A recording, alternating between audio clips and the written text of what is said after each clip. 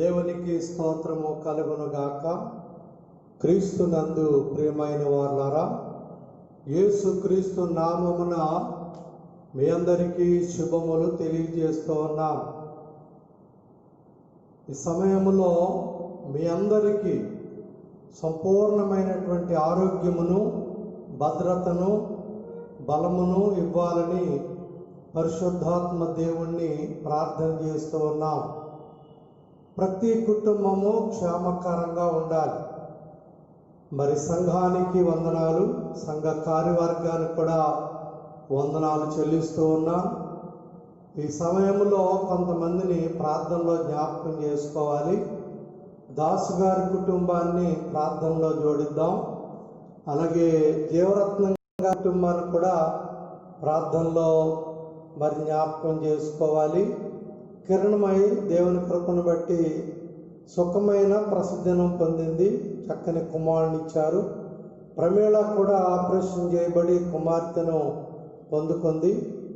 దేవుడు అద్భుతమైనటువంటి సాక్షులుగా నిలబడినట్లు ప్రార్థన చేద్దాం.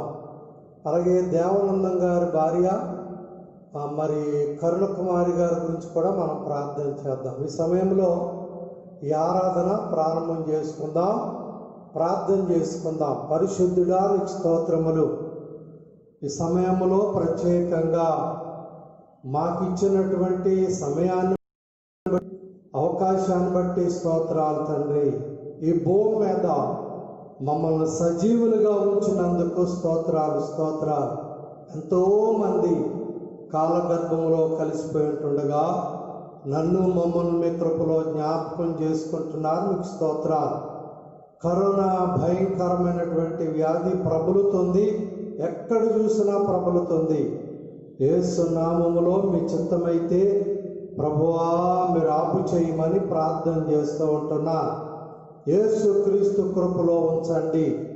క్రైస్తవ సంఘాలు, క్రైస్తవ కాపర్లు, క్రైస్తవ నాయకులు, ఓ ప్రభువా తండ్రి, ప్రతి కుటుంబం ఆరోగ్యకరంగా, క్షేమకరంగా, ఆశీర్వాదకరంగా ఉంచమని ప్రార్థన చేస్తుంటున్నాను. నా తండ్రి సమయంలో మా సంఘము, నా ప్రభువా తండ్రి, దాసు గారి కుటుంబాన్ని బలపరచండి, జీవరత్నం గారి కుటుంబాన్ని బలపరచండి ప్రభువా. నా తండ్రి ప్రమేళకి ఇచ్చిన ఆరోగ్యం కొరకు వందనాలు. నా తండ్రి తండ్రిని బిడ్డను క్షేమకరంగా ఉంచండి. కిరణమై సుఖమైన ప్రసాదించారు, తల్లిని బిడ్డను క్షేమకరంగా ఉంచండి. సంఘములో తండ్రి ఇంకా ఎవరైనా బలహీనం ఉంటే ముట్టండి ప్రభు. యేసు నామములో అద్భుతం చెయ్యండి. ప్రతి సమస్య, ప్రతి శోధన, ప్రతి కీడు, ప్రతి అప్పగించండి ప్రభు. కరుణకుమారి గారిని కూడా ముట్టండి, సంపూర్ణ ఆరోగ్యం దయచేయండి. దేవా తండ్రి నాయన, మేము ఎంతో ప్రార్థన చేస్తున్నాము. అద్భుతంతో ప్రతి కుటుంబాన్ని నడిపించమని ప్రార్థన చేస్తున్నాను.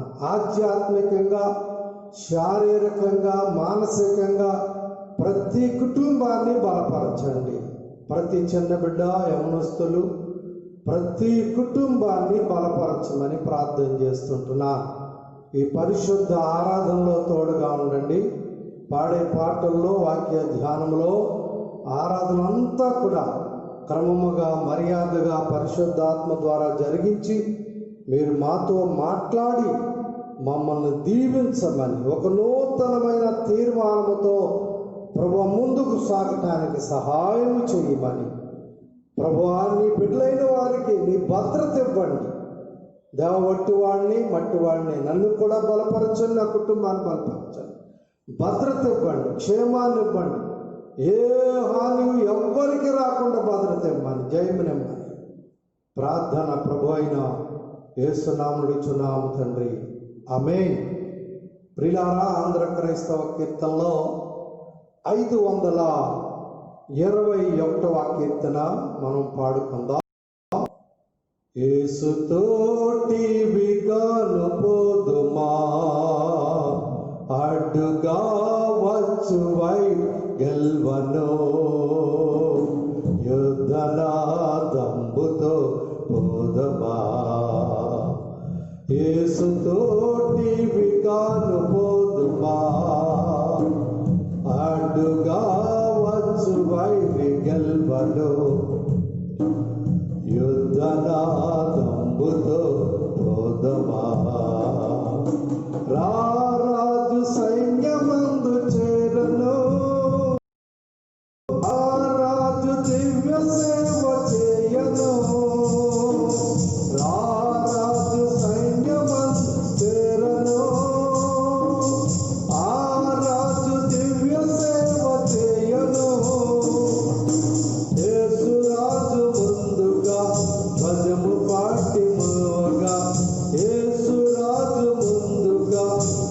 పదము పాటి నడువగా యేసుతోటి విగాడలను యేసుతోటి విగాడు పోదుమా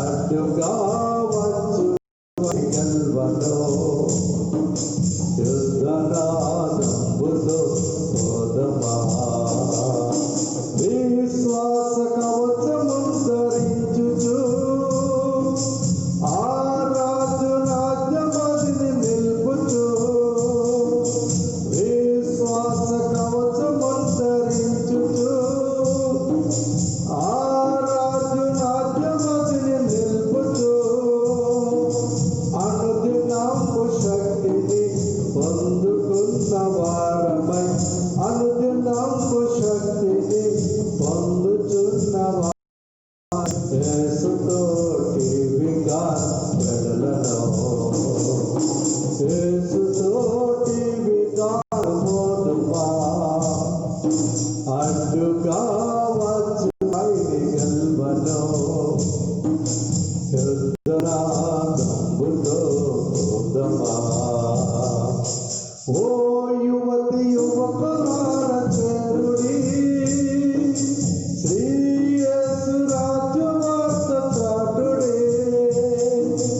ఓ యువతి యువకులార చేరుడి శ్రీ యేసు రాజ్యవార్త చాటుడే లోకమంత ఏకమై యేసునాథు గెల్వను లోకమంత ఏకమై యేసునాథు గెల్వను సాధనాం బెవరుని తేలిగా యేసుతోటి విగాడపోదుమా అడ్డుగా వచ్చువై గెల్వను యుద్ధనాదంబుతో పోదమా యుద్ధనాదంబుతో పోదమా.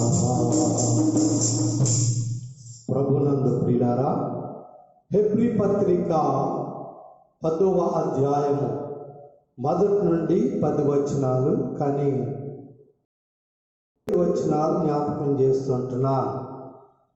అప్పుడు నేను గ్రంథపు చుట్టలోనున్న మరి గూర్చి వ్రాయబడిన ప్రకారం దేవా నీ చిత్తము నెరవేర్చుటకు ఇదిగో నేను వచ్చి ఉన్నానంటిని. బలులు అర్పణలు పూర్ణ హోమములు పాప పరిహారార్థ బలులను నీవు కోరలేవనియు అవి నీకు ఇష్టమైనవి కావనియు పైన చెప్పిన తర్వాత దేవుని బిడ్డలారా, మాటలు చాలా ప్రాముఖ్యమైనవి. ఇక్కడ పౌలు గారు చెప్తున్నటువంటి మాట ఏంటంటే, నేను నీ చిత్తము నెరవేర్చుటకు వచ్చి ఉన్నాను. పూర్ణ హోమము పాప పరిహారార్థ బలి లేకపోతే హోమం ఇవన్నీ కూడా ఆయనకి ఇష్టమైనవి కాదు అనేటువంటి మాట చెప్తున్నాడు. మరి ఏది ఇష్టమైంది? ఆ క్రింద వచనాలు మనం చూసినట్లయితే స్పష్టంగా ఉంటూ ఉన్నాడు. చూడండి, చాలా చక్కని మాటలు తెలియజేస్తా ఉన్నాడు. దేవునికి ఇష్టం అనేటువంటి మాటలు మనం జ్ఞాపకం చేసుకుంటున్నాం. దేవుని ఇష్టము, మనకున్న ఇష్టం, ఇతరుల పట్ల మనకున్న ఇష్టం, మన పట్ల ఇతరులకు ఉన్న ఇష్టం, అలాగే సాతాను ఇష్టం, తల్లిదండ్రుల ఇష్టము, అలాగే శత్రువుని ఇష్టం, 7 ఇష్టాలు మనం చూస్తూ ఉన్నాం. దేవుని ఇష్టము ఇందులో చాలా ప్రధానమైనటువంటిది. మనుషుని ఇష్టము కన్నా, అలాగే మనుష్యుని పట్ల ఇతరులకున్న ఇష్టము కన్నా, అలాగే ఇతరుల పట్ల మనకున్న ఇష్టము కన్నా సాతాను ఇష్టము కన్నా, అలాగే శత్రువుకున్న ఇష్టము కన్నా దేవుని ఇష్టము చాలా ప్రాముఖ్యమైంది. దేవునికి ఇష్టమైంది బలి కాదు, హోమం కాదు. 51 కీర్తనలో నేను బలిని కోరువాడను కాను. దేవుని బిడ్డలారా, అసలైంది దేవుని ఇష్టము. దేవుని ఏవి అనేది ఆలోచన చేయాలి. దేవునికి ఇష్టమైన వారెవరు, దేవునికి ఇష్టమైనవి ఏవి, దేవునికి ఇష్టమైన వారెవరు, రెండు విషయాలు మనం దినాన్ని జ్ఞాపకం చేసుకుంటూ ఉన్నాం. దేవుని బిడ్డలారా, పైన చెప్పబడిన అన్ని ఇష్టములు కాదు, మంచివి అంతకంటే కాదు. పైన నేను చెప్పినటువంటి విషయం ఇష్టాలు మంచివి కాదు అనేటువంటి మాట చూస్తూ ఉంటున్నాం. అయితే ప్రతి మనిషి దైవ భక్తితో, దేవుని బిడ్డలారా గమనించాలి, ప్రతి మనిషి మరి దైవ భక్తితో దేవుని ఇష్టాన్ని నెరవేర్చువాడై ఉండాలి. దేవుని ఇష్టమును కోరుకుంటూ ఉన్నాడు. దేవుని బిడ్డలారా, ఈ దేవుని ఇష్టము నెరవేర్చాలి, అదే దేవుడు కోరుకుంటూ ఉన్నాడు. ఎలాగూ కనుగొనగలం దేవుని ఇష్టాన్ని అనే ప్రశ్న వేసుకోవాలి. ఎలా కనుగొనగలం?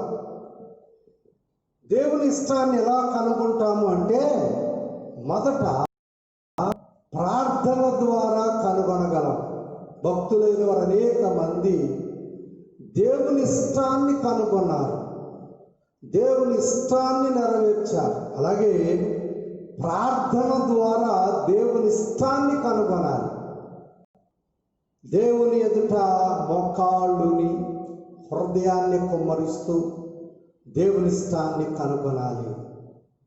విలాపాఖ్యలు చెప్తాడు, నీళ్లు కుమ్మరించినట్లుగా మీ హృదయములను కుమ్మరించుడి. అప్పుడు దేవుని ఇష్టము దేవుని చెందుతుంది. రెండవది, దేవుని ఇష్టము నెరవేర్చాలి అంటే దేవుని బిడ్డలారా విశ్వాసము ద్వారా కనుగొంటాం. ఒకటి ప్రార్థన ద్వారా, రెండవది విశ్వాసము ద్వారా. విశ్వాసము లేకుండా దేవుని ఇష్టాన్ని పొందలేము. కాబట్టి విశ్వాసము అనేటువంటిది ప్రాముఖ్యమైనది. ఒక క్రైస్తవ విశ్వాసి దినదినము తన విశ్వాసాన్ని పెంపొందించుకోవాలి. విశ్వాసము ద్వారా సాధించలేనిదంటూ ఏదీ ఉండదు. ప్రభువు చెప్తాడు, ఆవకింత విశ్వాసం ఉంటే కొండెళ్ళి సముద్రంలో పడుతుంది అంటాడు. కాబట్టి క్రైస్తవ విశ్వాసము చాలా ప్రాముఖ్యమైనది, ప్రధాన పాత్ర వహిస్తుంది. కాబట్టి విశ్వాసము ద్వారా దేవుని ఇష్టాన్ని కనుగొనం. మూడవది, వాక్యపు వెలుగులో దేవుని ఇష్టాన్ని కనుగొనం. వాక్యపు వెలుగులో అన్ని బయలుపరచబడతాయి. వాక్యము ఏదో మనిషేచ్ఛలను బట్టి కలగలేదు. పేతురు మొదలు చెప్తాడు, ఇది పరిశుద్ధాత్మ ద్వారా. ప్రవచనం ఎప్పుడు మనుషుని ఇచ్చను బట్టి కలగలేదు, కానీ పరిశుద్ధాత్మ ద్వారా కలిగింది. కాబట్టి బైబిల్లో వచనము ఆశీర్వాదకరమైంది. అందుకే దివారాత్రులు ధ్యానించేవాడు ధన్యుడు, అతడు నీటి కాలువ నాటబడినదై ఆకు వాడక తన కాలమందు ఫలమిచ్చి చుట్టువలి ఉండను. వాక్య ధ్యానము హృదయములో నింపబడితే దేవుని జ్ఞానముతో నింపడతారు, దేవుని తెలుగుతో నింపడతారు. కాబట్టి దేవుని ఇష్టాన్ని అప్పుడు మనం కనుగొనగలం. ఒక భయంకరమైనటువంటి గజదొంగ బైబిల్లో దొరికిందంట అతనికి. దొంగతనానికి వెళ్తే అనుకున్నాడట, బైబిల్లో ఒక తప్పైనా పట్టుకోవాలనుకున్నాడట. కానీ అతని తప్పులు బయటకు వస్తున్నాయంట బైబిల్ చదువుకుని.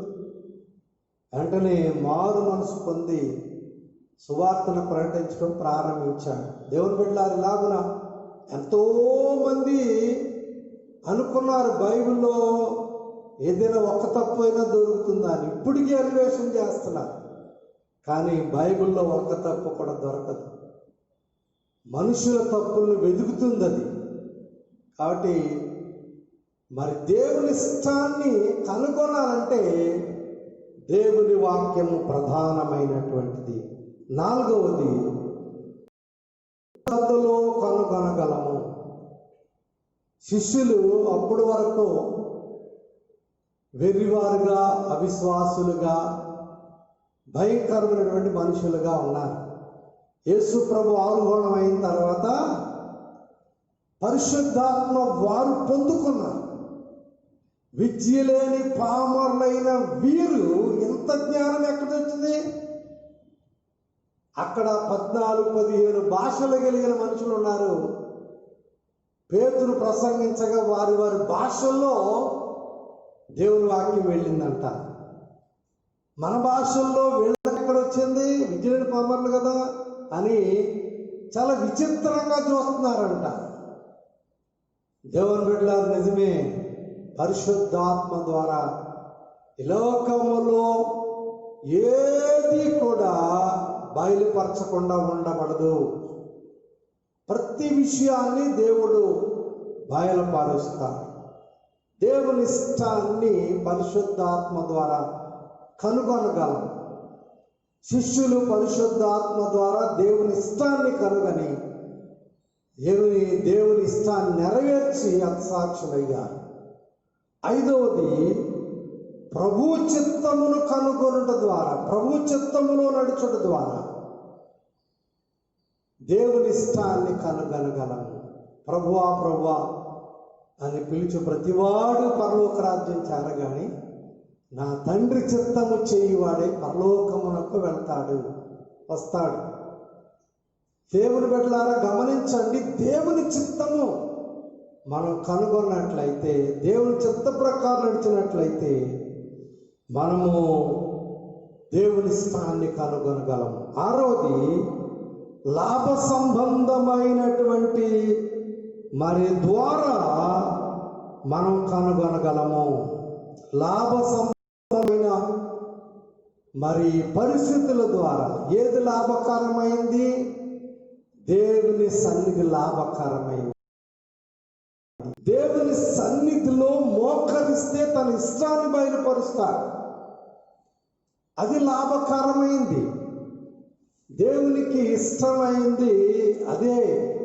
కాబట్టి లాభకరమైనది దేవుని సన్నిధి వదిలి ఎక్కడెక్కడికో మనుషులు పరిగెడతా ఉన్నారు. మోషే అంటాడు, నీ సన్నిధి మాతో రాని అనలా మేము ఒక అడుగు ముందుకు వేయలేమంటారు. దేవుని సన్నిధి కోరుకున్నాడు, అది గొప్ప లాభదాయకమైనది. కాబట్టి గొప్ప లాభదాయకమైనటువంటి దేవుని సన్నిధి ద్వారా దేవుని స్థానాన్ని కనుగొనగలం. ఏడవది, భయభక్తులు ఉంచుట ద్వారా దేవుని స్థానాన్ని కనుగొనగలము. దేవుని అంటే భయము, దేవుడంటే భక్తితో ఉన్నటువంటి మనుష్యులు ఎవరైతే ఉంటారో వారు దేవుని చిత్తాన్ని కనుగొనగలరు, దేవుని ఇష్టాన్ని కనుగొనగలరు. కొర్నేలి అన్యుడే 100 మందికి శతాధిపతి, కానీ దేవుని యందు భయభక్తులు కలిగిన వాడు ఉన్నాడు కనుక దేవుని ఇష్టాన్ని బయలుపరిచాడు. నీ ప్రార్థనలు, నీ ధర్మ కార్యములు నేను విన్నాను, చూచాను అని చెప్తున్నాడు. దేవుని ఇష్టాన్ని బయలుపరిచాడు. దేవుని బిడ్డలారా, గమనించండి. ఎనిమిదవది, లోబడుట ద్వారా, దేవునికి విధేయులవుట ద్వారా, సాగిలపడుట ద్వారా దేవుని ఇష్టాన్ని కనుగొనగలం. లోబడకపోతే దేవునికి ఎడము, దేవునికి దూరం అవుతారు. విధేయులుగా ఉండకపోతే, అవిధేయులుగా ఉంటే దేవునికి ఇష్టం ఉండదు. కాబట్టి విధేయులైనటువంటి పిల్లలుగా ఉండాలట. ఉండాలంటే అప్పుడు దేవుడు తన ఇష్టాన్ని, యాకోబు పత్రిక 4వ అధ్యాయము 13వ వచనాన్ని చూసినప్పుడు దేవుడు అక్కడ బయలుపరుస్తూ ఉంటూ ఉన్నాడు. చూడండి, యాకోబు పత్రికలో 4వ అధ్యాయం 13వ వచనము నేను చదువుతున్నాను. నేడైనను రేపైనను ఒకానొక పట్టణమునకు వెళ్ళి అక్కడ 1 సంవత్సరం నుండి వ్యాపారం చేసి లాభము సంపాదించుకుందామని చెప్పుకొని వాళ్ళారా మీకు శ్రమ అని చెప్పి. కాబట్టి లూకాసు సువార్త 2వ అధ్యాయం 14లో చెప్తాడు, ఎవరైతే దేవునికి లోబడతారో, దేవుని సన్నిధి కలిగి ఉంటారో వారు దేవుని ఇష్టాన్ని కనుగొంటారు. 8 విషయాలు నేను చాలా క్లుప్తంగా త్వరగా జ్ఞాపకం చేశాను. కాబట్టి ఈ విధంగా దేవుని ఇష్టాన్ని కనుగొనాలి. అప్పుడు దేవుని ఇష్టలుగా మారాలి. దేవుని ఇష్టాన్ని కనుగొని దేవునికి ఇష్టలుగా మారాలి. ఎవరికి ఇష్టలు అంటే ఎవరు పడితే వారిని దేవునికి ఇష్టలుగా మనము దేవుడు చూడలేడు. దేవుని యొక్క ఇష్టాన్ని కనుగొని దాని ప్రకారం జీవించు వారే దేవునికి ఇష్టలు. చూడండి, ఎవరు దేవునికి ఇష్టలు అంటే ఇందాక నేను చెప్పాను, హెబ్రీ పత్రిక 11వ అధ్యాయం 6వ వచనం, విశ్వాసము లేకుండా దేవునికి ఇష్టం అసాధ్యము. విశ్వాసము పరిపూర్ణమైనది ఉండాలి. ఎత్తు, లోతు, గడల్పు, పొడవు అంటాడు. చూడండి, మర్రి చెట్టు విత్తనము చిన్నది, అది భూమిలో పడితే పెద్ద వృక్షంగా మారుతుంది. వ్రేళ్ళు ఎక్కడెక్కడికో పాకుతాయి.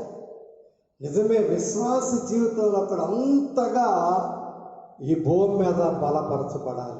అలాంటి వారు దేవునికి ఇష్టలు. విశ్వాసం పొందుకున్నాం కదా, విశ్వాసులమయ్యాం కదా అని సరిపెట్టుకుంటే అవదు. దినదినము సాధనము చెయ్యాలి. విశ్వాసాన్ని పెంపొందించుకోవాలి. అది గొప్ప వరములతో నింపడాలి. విశ్వాసము దర్శనముతో నింపడాలి. ప్రవచించువారుగా ఉండాలి. అద్భుతములు చేయువారుగా ఉండాలి. అలాగే విశ్వాసము దినదినము పెంపొందింపబడాలి. దేవుడు తన బిడ్డల పట్ల చేయించుకుంటాడు, నెరవేర్చుకుంటాడు. కాబట్టి విశ్వాసం అనేటువంటిది కావాలి. రెండవది, యథార్థంగా ప్రవర్తించు వారు దేవునికి ఇష్టలు. 11వ అధ్యాయం సామెతల గ్రంథం 20వ వచనంలో చెప్తాడు, యథార్థవంతులు. ఈ భూమి మీద యథార్థత లేదు. ఎక్కడ చూసినా కల్మషం, అవినీతి, అన్యాయము, అబద్ధము ఎక్కువైపోయింది.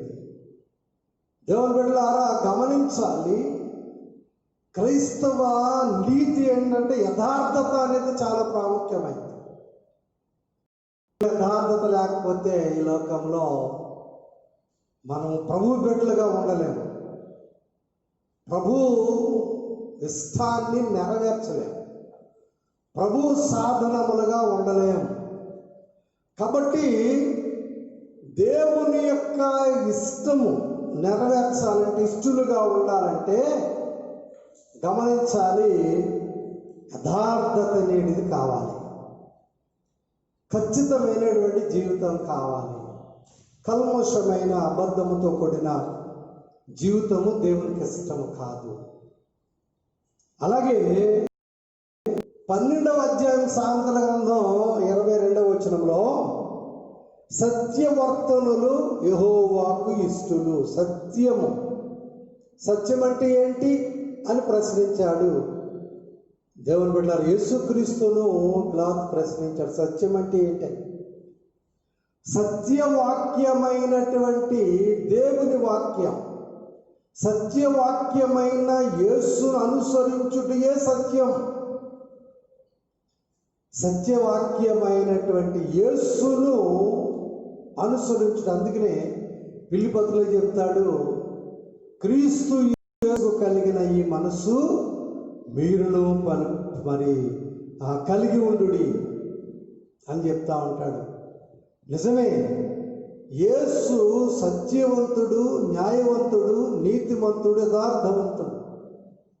వాక్యమైనటువంటి యేసు మనం నింపుకోవాలి. అప్పుడు సత్యమునకు చోటిస్తాం. సత్యము సంత వీధుల్లో కేకలు వేస్తుందంట. సత్యము సత్యము అని ఎక్కడ లేదు. ఎవరు కలిగి ఉండాలంటే నిజమైన క్రైస్తవ జీవితం కలిగి ఉన్నవారు. అలాగే మరి 4వది మనం చూస్తే భక్తులే ఆయనకి ఇష్టలు.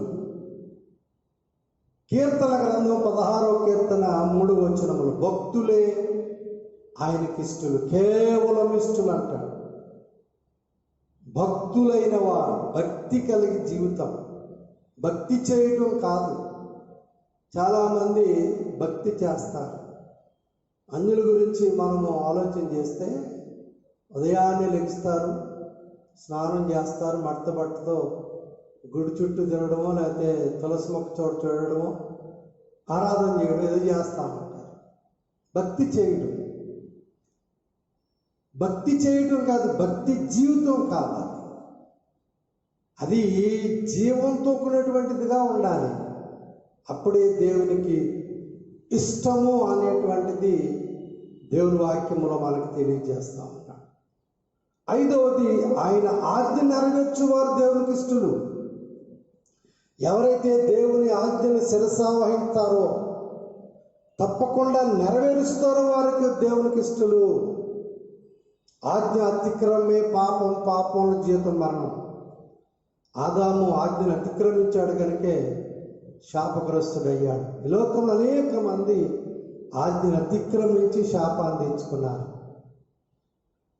దేవుని ఆజ్ఞను తూచా తప్పకుండా పాటించుటయే దేవుని ప్రేమించుట. యోహాను పత్రిక మొదటి పత్రిక 3వ వచనములో దేవుణ్ణి ప్రేమించుట అనగా ఆయన ఆజ్ఞను నెరవేర్చుటయే దేవుని ప్రేమించుట. కాబట్టి దేవుని ఆజ్ఞ నెరవేర్చువారుగా ఉండాలి. 6వది క్రియలు మంచివిగా ఉండాలి. విశ్వాసం ఉంటే చాలదంట, ఆ క్రియలు మంచివై ఉండాలి. క్రియలు లేని విశ్వాసం మృతం అంటాడు. క్రియలు మంచి క్రియలు కలిగిన వారుగా ఉండాలి. మంచి కార్యములు నెరవేర్చువారుగా ఉండాలి. దేవుని బిడ్డలారా గమనించండి, మంచి క్రియలు కావాలి. ఈ క్రియలు మంచివిగా లేనట్లయితే అది శాపం, ఆశీర్వాదం కాదు. కాబట్టి దినాన్ని గమనించాలి. మంచి క్రియలు దేవునికి ఇష్టం, మంచి కార్యాలు దేవునికి ఇష్టం. దేవుని కొరకు మంచిగా జీవిస్తూ మంచి కార్యములు చేయాలట. దేవుని వాక్యములో యెహోవాయాదా అనేటువంటి వ్యక్తి మనకు కనపడతాడు. యెహోవాయాదా దినవృత్తాంతములు 2వ గ్రంథం 24వ అధ్యాయం 15వ వచనం. దేవుని దృష్టికి మనుషుల దృష్టికి మంచివాడు అనిపించుకున్నాడు. అంటే ఎంత సాహసం చేశాడో, ఎంత శ్రమ పొందాడో, ఎంత కష్టాలు అనుభవించాడో, ఎన్ని బాధలు అనుభవించాడో మంచివాడు అనిపించుకోవటానికి. చెడ్డవాడు అనిపించుకోవడానికి క్షణం చాలు, నిమిషం చాలు. కానీ మంచివాడు అనిపించుకోవడానికి ఎన్ని యెహోవాయాదా దినవృత్తాంతాలు 2వ గ్రంథం 20వ అధ్యాయం చదవండి. చాలా శ్రమలు ఎదుర్కొన్నాడు. అయినా దేవుని దృష్టికి మనుష్యుల దృష్టికి మంచి దేవునికి ఇష్టడుగా అనిపించుకున్నాడు. 7వది చివరిది దేవునికి మొరపెట్టువారు దేవునికి ఇష్టం. 145వ కీర్తన 18వ వచనం. నిజముగా మొరపెట్టు వారికి యెహోవా సమీపంగా ఉంటాడు. ఎందుకంటే దేవుడికి ఇష్టపడుతున్నాడు కాబట్టి వారికి సమీపంగా ఉంటాడు. ఎంత గొప్ప అద్భుతం అండి!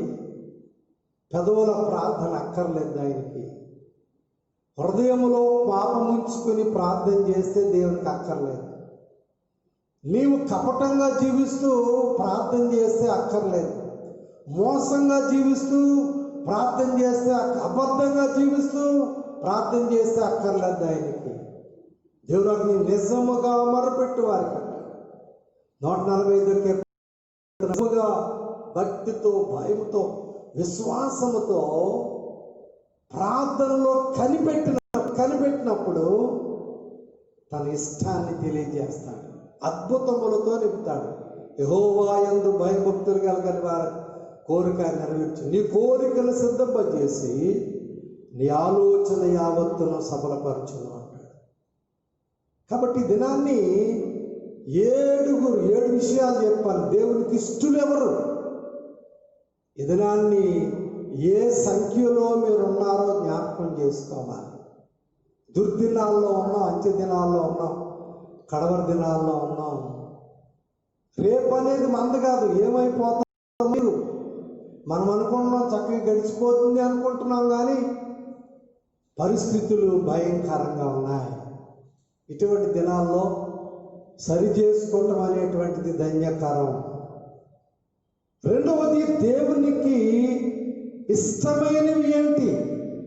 దేవునికి ఇష్టలు ఎవరో చూసాం, ఎలా కనుగొనాలి దేవుని ఇష్టం అని చూసాము. ఇప్పుడు దేవునికి ఇష్టలు మరి ఇష్టమైనవి ఏంటి? ఎవరు? వేటిని చూసి దేవుడు ఇష్టపడతాడు?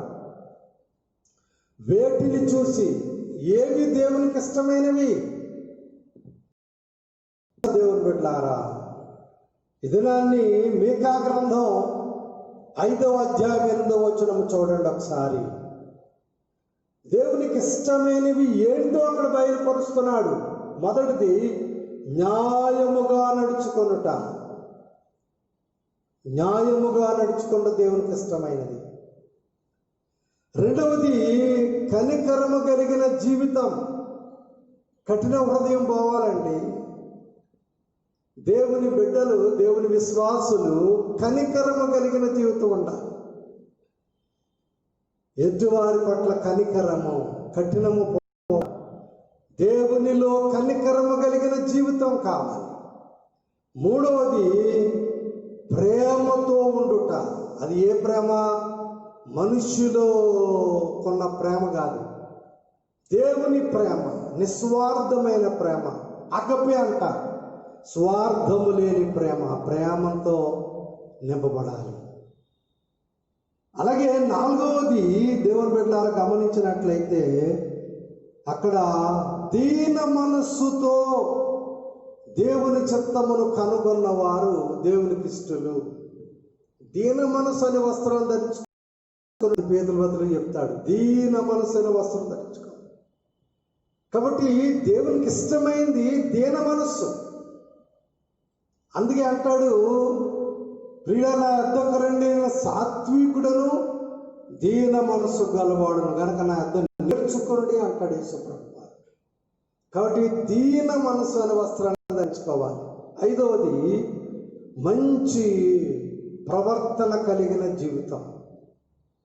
చెడ్డవాడు దేవునికి ఇష్టడు, దుష్టుడు దేవునికి హేయం అంటాడు, భక్తిహీనుడు దేవునికి హేయం.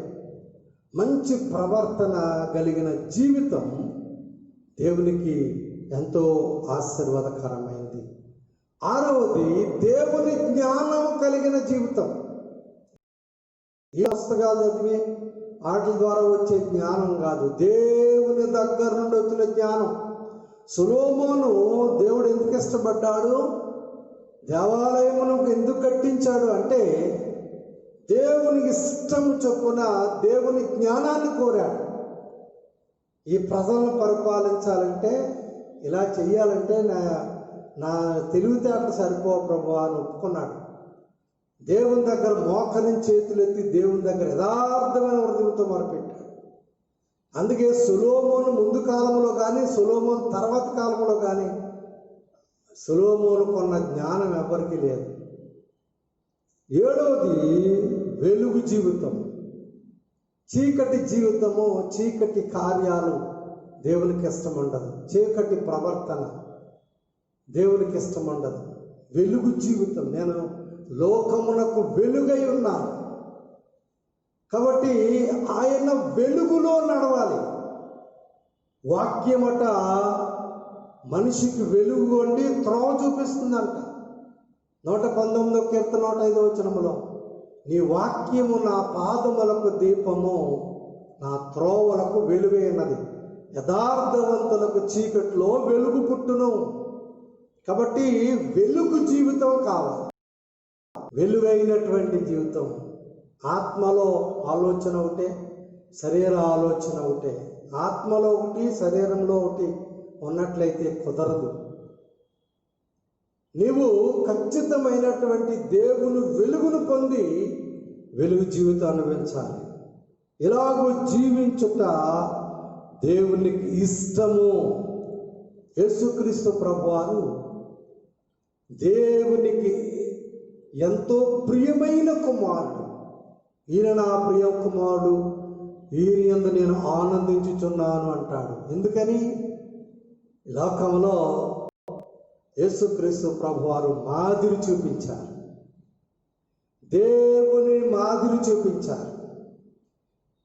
పిలుపు అంటాడు, తండ్రిని కనుగొనాలి, తండ్రిని చూడాలంటాడు. నన్ను చూసేవాడు నా తండ్రిని చూసినట్లే. కాబట్టి యేసుక్రీస్తు ప్రభువారు ఈ లోకములోనికి వచ్చింది దేవుని ఇష్టమును, దేవుని చిత్తము నెరవేర్చడానికి.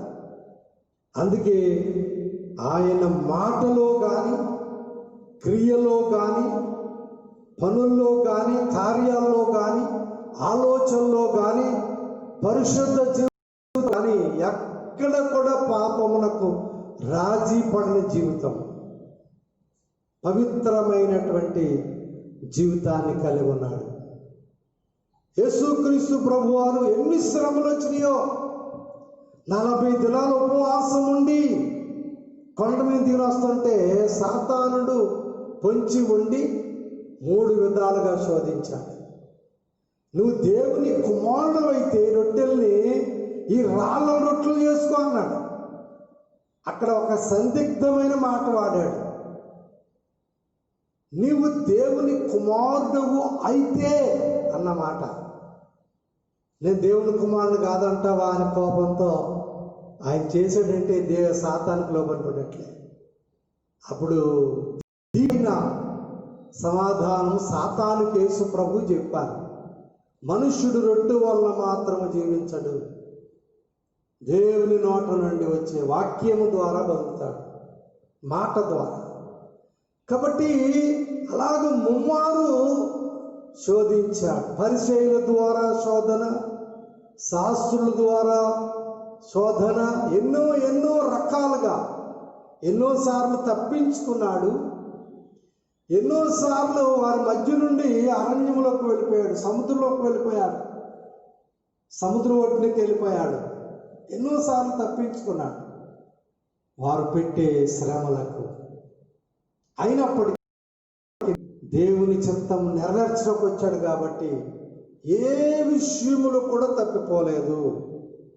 మన జీవితాల్లో కూడా అటువంటి ఆశీర్వాదాన్ని కలిగి ఉండాలి. యోబు సాతాను ద్వారా ఎంత శ్రమ పొందాడైనా దేవునిని మెచ్చుకున్నాడు, కానీ ఎవరు బిడ్డలారా సాతానుకు లోబడలేదు. అందుకే 2 ఆశీర్వాదం పొందాడు. ప్రియులను గమనించాలి. నేను క్లుప్తంగా కొన్ని విషయాలు చెప్పి ముగిస్తాను.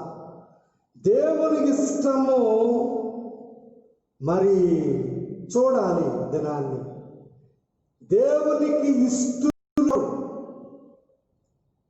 అయిష్టులు ఎవరు? ఈ మాటలు చెప్పి నేను ముగిస్తాను. దేవునికి ఇష్టలు ఎవరు?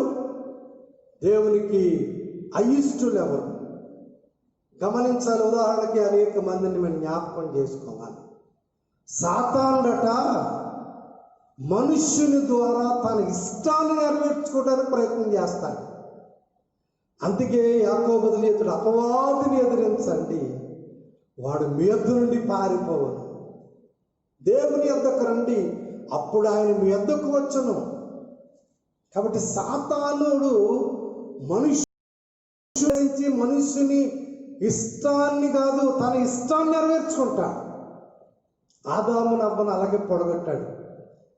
తన ఇష్టాన్ని, ఎందుకంటే దేవుని బిడ్డలుగా వీరు ఉండకూడదు, నన్ను పరలోకము నుండి పడేసిన దేవునికి వీళ్ళు ఇష్టలుగా ఉండకూడదు, దేవునికి దూరస్తు చేయాలని పగతో పన్నాగంతో వచ్చాడు.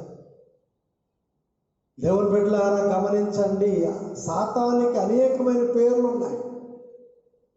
అవన్నీ దినాన్ని నేను చెప్పను, కానీ ఈ దినాన్ని గమనించి సందేహము అనేటువంటి మాటతో వచ్చాడు, ఆలోచనతో వచ్చాడు, సందేహం పెట్టాడు, వారిని మభ్య పెట్టాడు, దేవదూతలు అన్నాడు, భ్రమ పెట్టాడు, శాపగ్రస్తం చేశాడు. సాతానుడు మనుషుల్లో తన ఇష్టాన్ని నెరవేర్చుకుంటాడు. దేవుని బిడ్డలారా, యేసు వలె దేవునికి ఇష్టాన్ని నెరవేర్చుట మంచిది అని దేవుని వాక్యం చెప్తుంది. దేవుని బిడ్డలారా, యేసు వలె యేసు కూడా దేవుని ఇష్టాన్ని నెరవేర్చడానికే శ్రమలైనా, బాధలైనా, శోధనలైనా భరించాడు. చివరికి అంటాడు గెత్సేమనే తోటలో, ఈ గిన్నె నీ చిత్తమైతే ఈ గిన్నె అతను తొలగించని ప్రార్థన చేస్తాడు. ఆ గిన్నెలో పొందబోయే శ్రమలు చూస్తున్న యేసు కన్నీటితో చెమట నేల పడుతున్న రక్తు బిందుగా మారినంతగా కృంగి దేవుణ్ణి అడిగాడట. ఎంత భరించని శ్రమ చూశాడు ఆయన, ముందుగానే ఆ గిన్నెలో చూశాడు. అంటాడు నిశ్చిత్తమైతే అంటాడు. దేవుని బిడ్డలారా, దేవుని ఇష్టాన్ని నెరవేర్చడానికి ఆయన ఎన్ని శ్రమలు, అలాగూ ఇష్టాన్ని నెరవేర్చేవారు మంచివారు. దేవుని బిడ్డలారా, దేవుడు పరిశోధిస్తాడు కానీ సాతానుడట శోధిస్తాడు. అబ్రహామును పరిశోధించాడు దేవుడు, యోబుని శోధించాడు సాతాను. ఇదినాన్ని గమనించాలి, రెండు తేడాలు ఇక్కడ. మన విశ్వాసం ఎంత గొప్పదిగా ఉన్నదని శోధిస్తాడు ప్రభు.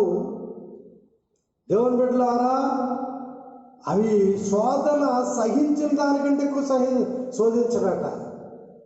కానీ సాతానుడట ఏం చేస్తాడట, మనుషుల్ని దేవుని బిడ్డలారా ఎంతగా శోధిస్తాడు. సాతానుడు భయంకరమైనటువంటి రీతిలో శోధిస్తాడు. అలాగా మనం జ్ఞాపకం చేసుకున్నట్లయితే కొందరిని జ్ఞాపకం చేసుకోవాలి. యాషోవు గురించి, యాషోవు స్థితి సాతాను స్థితి.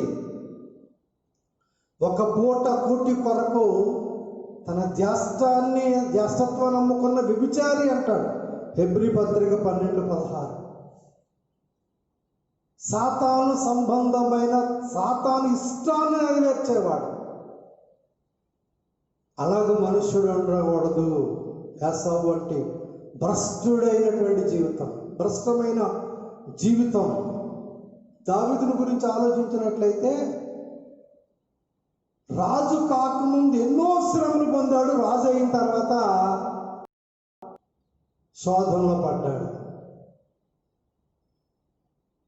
అయినప్పటికీ పశ్చాత్తాపడి దేవునికి ఇష్టడుగా మారాడు.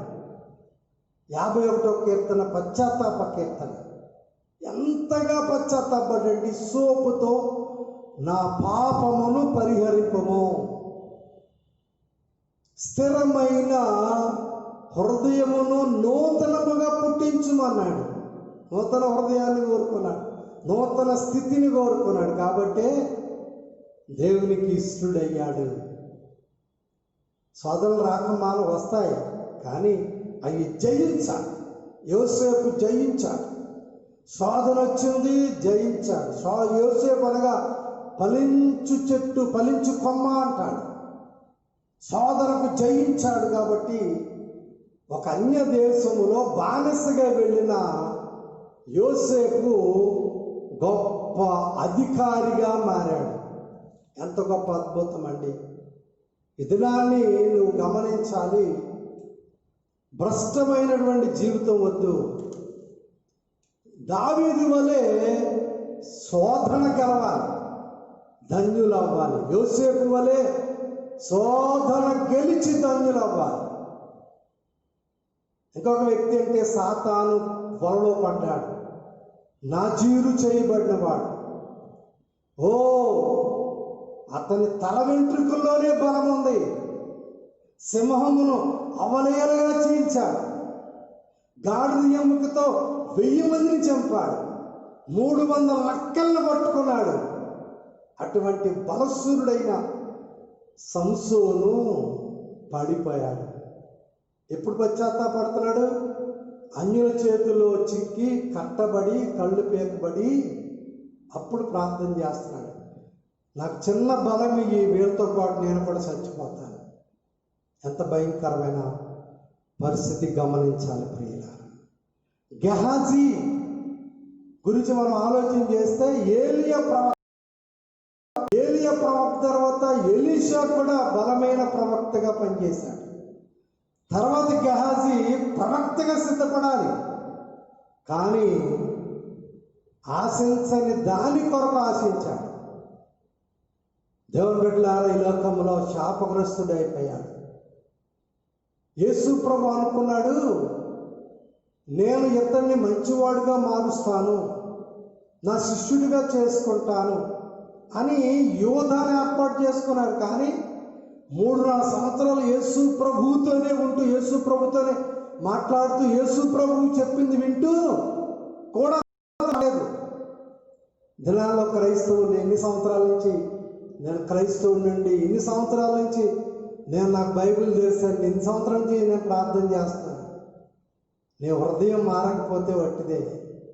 యోధా హృదయం మారలేదు. యోధా హృదయంలో బలంగా ధనమనే ఆశతో నిండిపోయాడు. అందుకే క్రీస్తును కూడా అమ్మడానికి వెనుకాడలేదు. ఏం పొందాడు? శాపం పొందుకున్నాడు.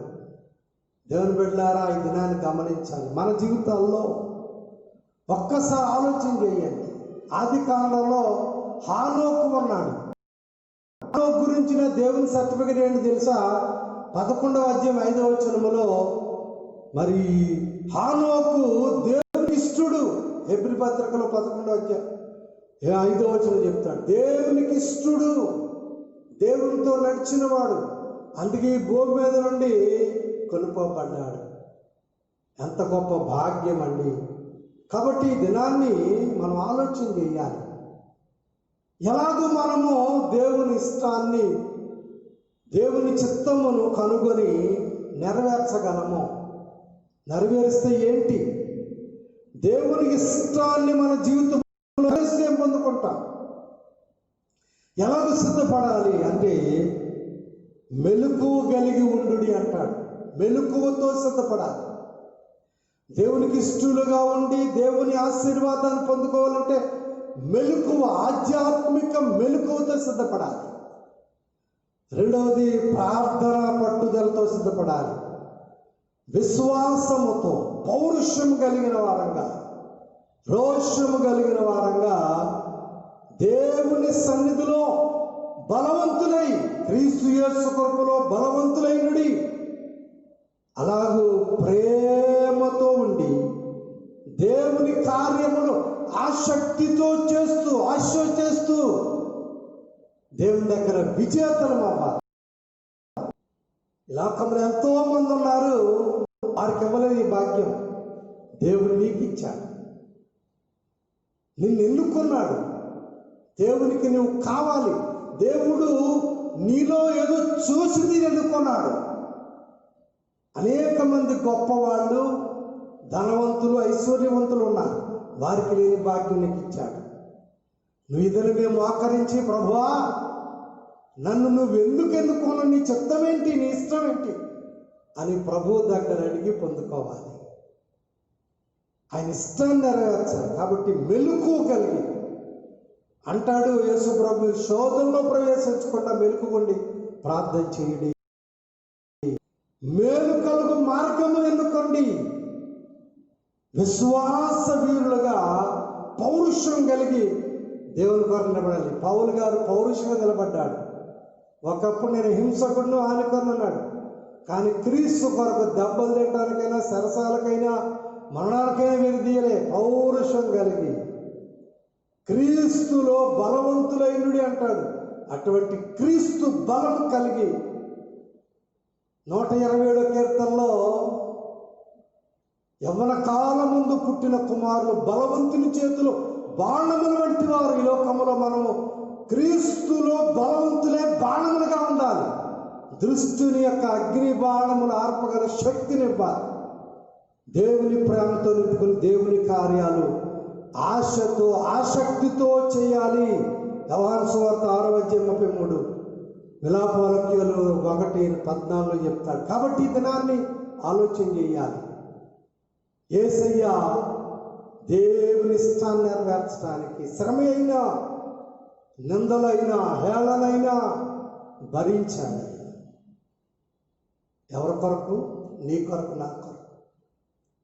కొట్టబడ్డాడు, దున్నబడి ముళ్ళ కిరీటం పెట్టబడింది. ముఖము నిండా ఉమ్ములు, రక్తం, శరీరం అంతా గాయాలే. నిలువ కయ్యకు అడ్డకయ్యకు వేలాడుతూ నీవు నాతో కూడా పరదేశులో ఉండు అంటున్నాడు. ఎవరిని? దొంగని వేడుకుంటూ చూచి నువ్వు నాతో కూడా పరదేశంలో ఉంది.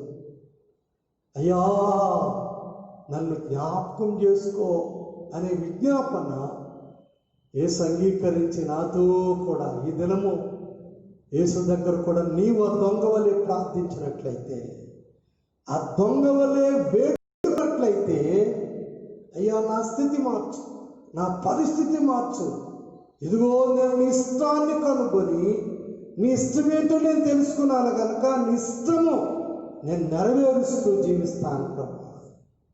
నీ రాజ్యము నాకు కావాలి, నీ సన్నిధి నాకు కావాలి, ఆ మహావైభవం కలిగిన పట్టణం నాకు కావాలి.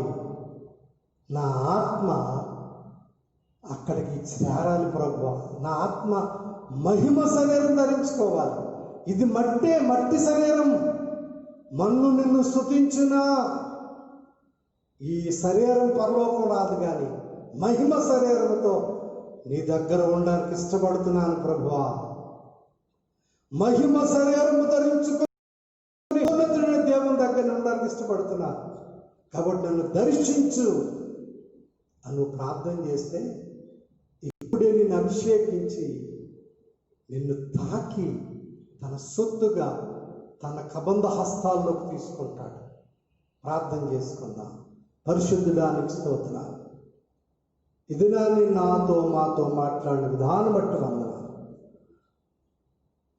విన్న వాక్యాన్ని హృదయాల్లో ఉంచండి. సాతాన్ని తూపొకట పలింప చేయండి. దుష్టుని దూరపరచండి ప్రభు. ఎంతమంది మాటలు వింటున్నారు, వారి హృదయాల్లో గొప్ప ప్రేరేపణ దాయిచ్చాడు. ఎందుకు ఈ జీవితం భయంకరమైన పాప జీవితం చాలు, దేవుని సన్నిధిని కలిగి ఉంటాను. దేవా నీ ఇష్టం నెరవేర్చు వ్యక్తిగా నేను ఉంటాను అని తీర్మానం చేసుకునే బిడ్డలుగా ఉంచండి. సాతాను ప్రలోభాల్లో ఉచ్చుల్లో నరకంలోకి వెళ్లకుండా యేసయ్యా ఒక్కసారి ప్రతి బిడ్డను కనికరించి నీ కృపాహస్తాలు చాపి బలపరచండి. కుటుంబాలను దీవించమని, మేలుకరంగా ఉంచమని యేసు నామమున అడుగుచున్నాము తండ్రి, ఆమేన్. మా తండ్రి, నీ నామం పరిశుద్ధపరచబడుగాక, నీ రాజ్యం వచ్చునుగాక, నీ చిత్తం పరలోకమందు ఎలాగునో అలాగే నెరవేరుగాక. మా అనుదిన ఆహారము దయచేయి. మా మనస్సును మేము క్షమించిన ప్రకారం క్షమించు. మమ్మల్ని శోధనల కింద తప్పించు. ఎందుకంటే రాజ్యము, బలము, మహిమయు నిరంతరము నీవైనావు తండ్రి, ఆమేన్. మన తండ్రి అయిన దేవుని ప్రేమ, ప్రభు అయిన యేసుక్రీస్తు కృప, పరిశుద్ధాత్మ నిత్య సహవాసము సన్నిధి మనందరికీ, నీ కుటుంబాలు, సంఘమునకు, సకల పరిశుద్ధులకు సదా దేవుడు నడిపించుగా. ఆమేన్. తండ్రి కుమార శుద్ధాత్మకును దగు స్తుతి మహిమలు కల్గుగాక. ఆదిని నేపుడు ఎల్లప్పుడు అయినట్లు యుగముల నౌను. ఆమేన్. తండ్రి కుమార ప్రభుకు స్తోత్రం.